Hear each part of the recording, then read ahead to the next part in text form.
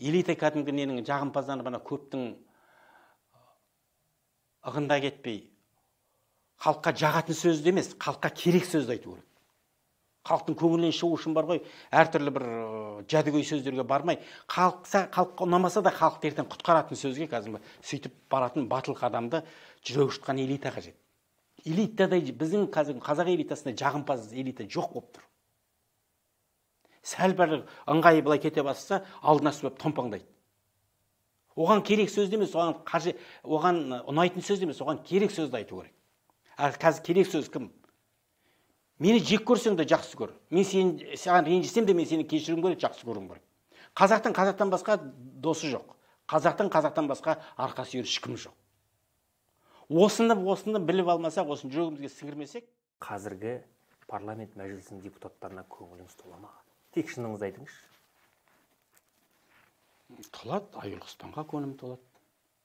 Руслан Берденовке көңілім толады. Кім еді ана бір ұзын бойлы бір жігіт болды ғой? Қостанайский. Аты есімде. Ринат Заитовқа. Ринат Рихватовичқа, Заитовқа. Ермұрат Бапиға. Нартай Аралбай ініңізге. Нартай Аралбай. Популист, слишком популист. Популист. Енді көріп отырсың ғой? Сен де популист деп қарашы, атқам айығын. Популист, популист. Өйткені өмір 300 000 теңге болмайтыны жалақын түсінікті. Өмір болмайды. Ринаттың айтқан сөзі. Жоқ, өмір болмайтын түсініктер сенде ашық бір популизм, аңғал жұртты бір нету. Тиктокқа хит болу үшін сөйлеу ма сонда? Білмеймін үшін, жоқ, олай емес. Ол алдағы халықтың көңілінен шығып, халықтың назарын бері қаратып алған соң, алдағы бір сөздерді өткізу үшін бедел жинап береді. Енді технологиясын шет жақсын білеміз, сол жақта жүрдік. Келешекте әсіресе исламға тіл тигізу мақсатында бедел жинап береді де, кейін 80% ба? Мен солар стоит менің әңгімеме. Татима соларды әңгіме қылуым. Не слишком же большая честь дейді орыстар.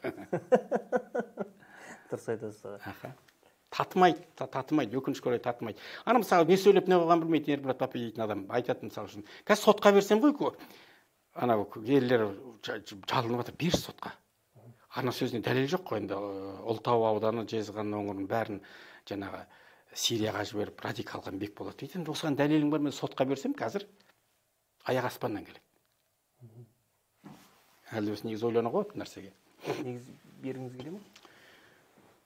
Соттасып жүргім келмейді, бірақ енді андай бір низкий адамның бір андай жерде жүруі да бір жағынан аяғы жаман, ауыз жаман сөзді бұлғайды, аяғы жаман төрді бұлғайды деген сияқты. Төрді бұлғап жүр ғой бейшара. А көке неге өйтіп айтты деп ойлайсыз? Бапи. Ермұрат Бапи деген аты бар ғой. Немен аты ол соншама? Ол қазаққа немене жасапты? Ал не істеді ол? Қазақ руханиятына мен сияқты бір телесериал шығарды ма, ағайындар сияқты. Қазақ спортын дамытты ма? Ұмытылып кеткен қазақтың жасынан өшіліп қалған жан батуды қалпына келтірді ма?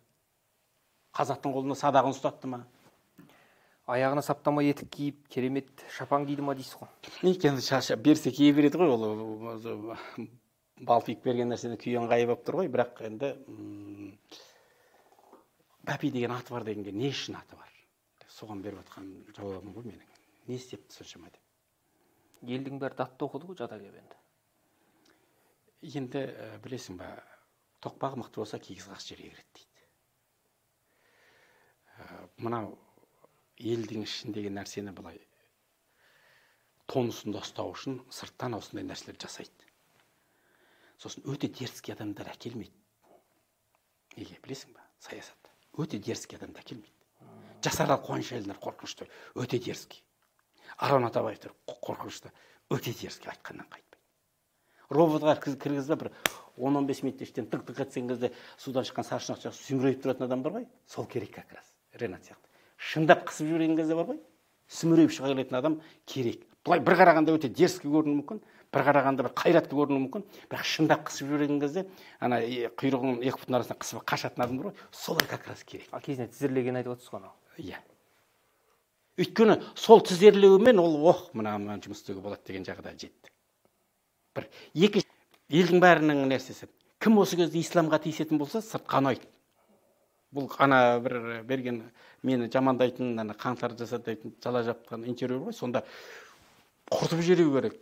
Исламды түп орнымен бәрін ат тастау керек деген бір сөз айтты ғой, ислам карим сияқты жасау керек деген сияқты. Осы сөзді ұнады